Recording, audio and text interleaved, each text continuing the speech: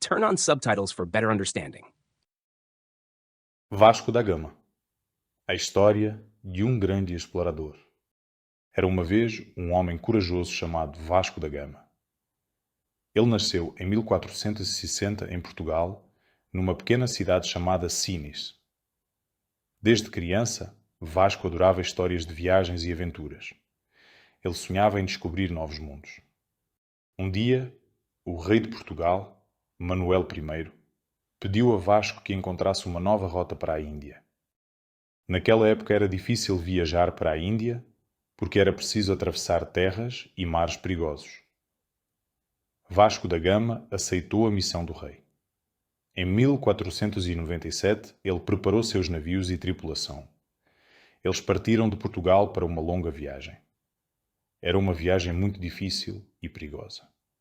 Eles atravessaram o Oceano Atlântico. Depois, navegaram à volta de África, passando pelo Cabo da Boa Esperança. Depois de muitos meses no mar, Vasco e sua tripulação chegaram à Índia em 1498. Foi um grande sucesso.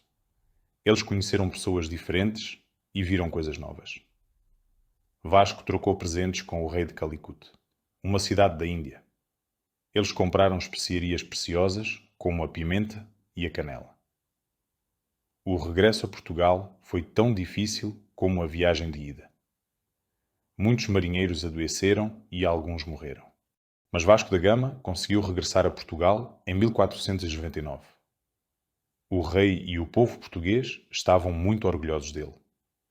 Graças a Vasco, Portugal tornou-se um país rico e poderoso.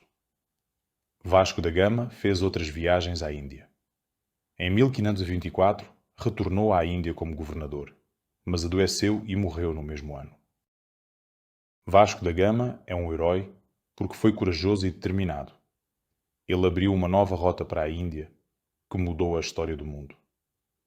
Graças a ele, o comércio entre a Europa e a Ásia se desenvolveu, trazendo muitas riquezas.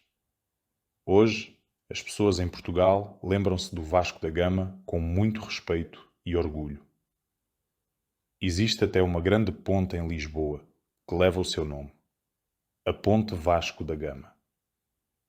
É uma das pontes mais longas da Europa, medindo 12 quilómetros. Atravessa o rio Tejo e liga as duas partes da cidade.